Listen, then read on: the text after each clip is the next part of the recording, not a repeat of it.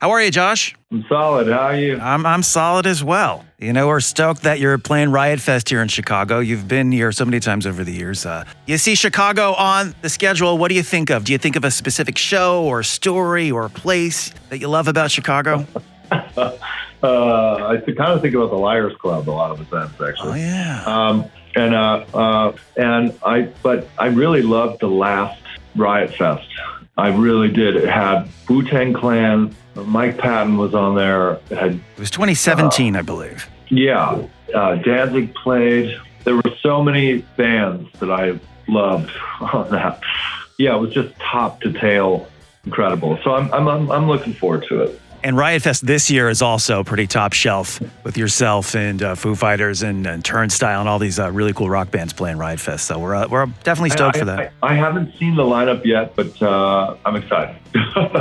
We're stoked that there's a new Queens of the Stone Age record. First one in years. In Times New Roman. And, I've heard two songs from it, Emotion Sickness and Carnivore, which I just heard the other day, which is quite great. And I like that you disclose up front that it's raw and at times brutal and not recommended for the faint of heart. I like that disclosure up front. Well, look, everyone's had a really interesting and difficult, or I would say precarious 4 years. Right. And I too have had that. And when you're making something, I like to put everything I've got into it. And that's what I care about. But you don't know if it's going to be behind, ahead, or just not out of sync with its own time frame. But I'm starting to think maybe this is a record that's just at least accurate for its time frame, right. Because it is brutal and it is, there's not a lot of mellow. Carnivore is about as mellow as it gets. And, but that's okay too, because these are the times we're living in, my man. Right. Yeah. I know you had gone through a lot of losses, a lot of personal losses. You lost friends and family members, but was there a specific point or a person or an event in that process where you just had that moment where like, all right, I got to turn this pain into art.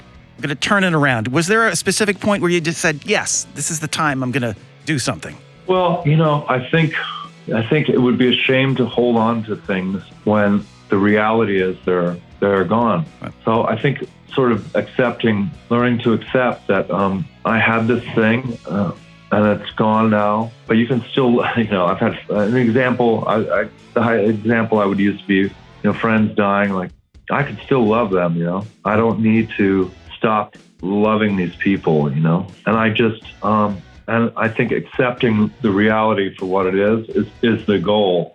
And I think even though our record is quite tonally and emotionally and lyrically brutal, I think acceptance is kind of the mantra of the record, because it's a shame to hold on too tight when something is gone and act like it isn't. I think facing the reality of it all is the way to accept something. I know the quote I read was that all that remain have an obligation to move on, and you're doing it for that person who was important to you in your life who has passed on.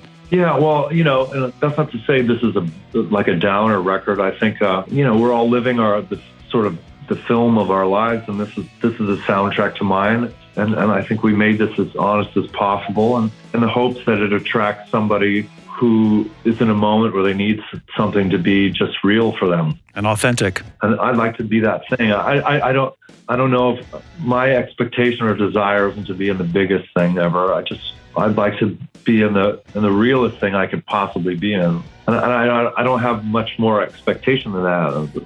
And that's why it's nice when things go well, it's a nice break from the rest.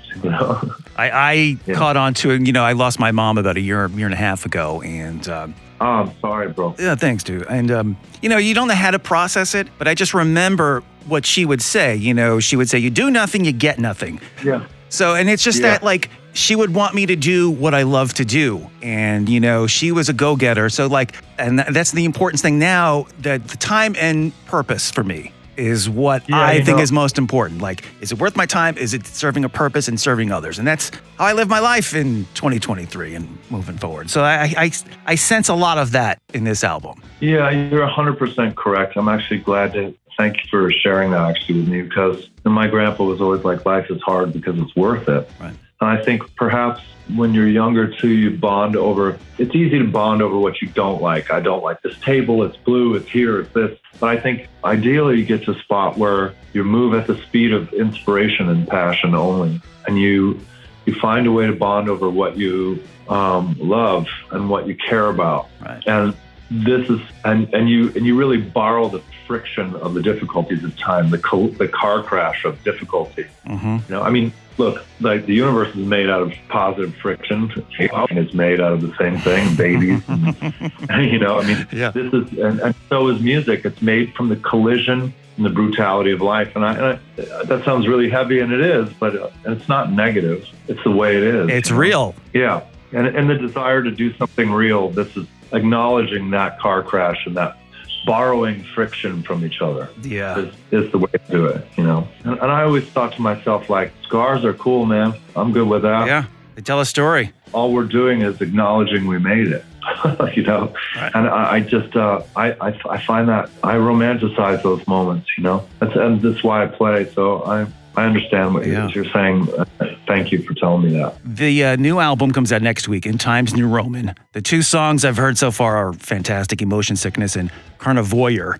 I mean, just looking at the track listings here, I mean, Paper Machete, Straight Jacket Fitting, I mean, What the Peephole Say. I mean, I'm looking forward to hearing the rest of the album. And briefly, tell us about the listening parties you're having in some cities, like throughout this week and next week. Well, from what I understand, it's like a bacchanalian dinner party, and then they just blast the record while people indulge. That's pretty awesome. You know, that's pretty awesome. That's all I could ever hope to offer to the audience. Anyways, is I promise that I'll turn out the lights and I'll turn up the music loud so you can conspire and whisper about what you really want to do. As long as you don't hurt anyone, no one from my organization will ever tell you what to do, you know? It's profound. I don't tell people what to do. I try to create a world where what they want to do is possible, you know? And you know who you should vote for? Who cares? Right.